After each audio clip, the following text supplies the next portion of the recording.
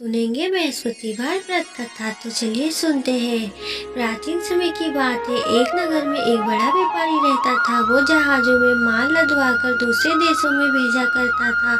वो जिस प्रकार अधिक धन कमाता था उसी प्रकार से जी खोल कर दान भी करता था, परंतु उसकी पत्नी अत्यंत कंजूस थी।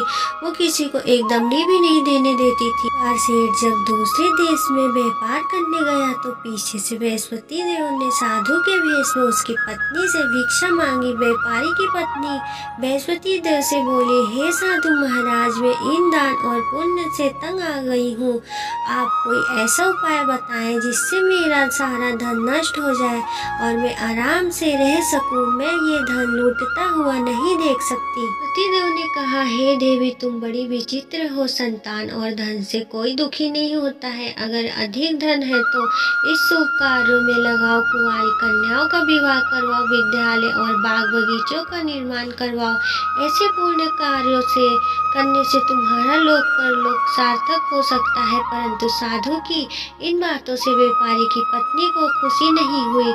उसने कहा, मुझे ऐसे धन की आवश्यकता नहीं है जिसे मैं दान दूं। बृहस्पति देव बोले, यदि तुम्हारी ऐसी इच्छा है तो तुम एक उपाय करना। 7 बृहस्पतिवार घर को गोबर से लीपना, अपने केसों को पीली मिट्टी से धोना, केसों को धोते समय स्नान करना, व्यापारी से हाजमत बनाने को कहना, भोजन में मांस मदिरा खाना, कपड़े अपने घर धोना। ऐसे करने से तुम्हारा सारा धन नष्ट हो जाएगा।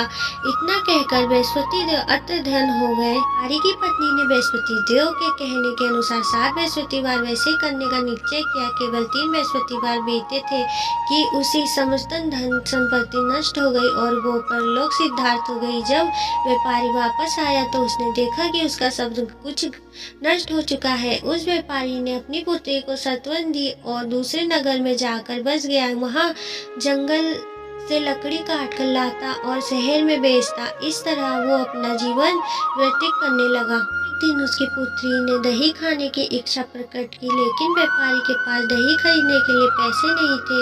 वो अपनी पुत्री को आश्चर्य देखकर जंगल में लकड़ी काटने चला गया।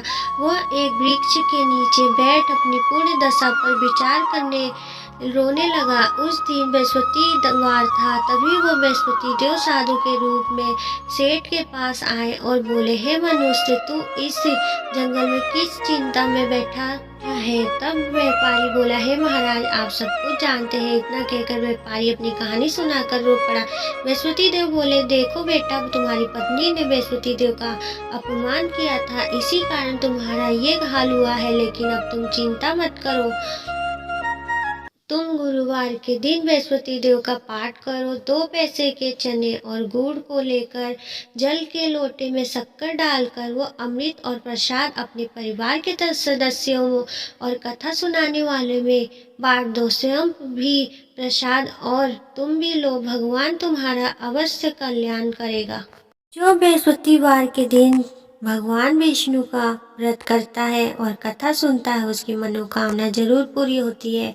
प्लीज मेरे वीडियो को लाइक करें और मेरे चैनल को सब्सक्राइब करें।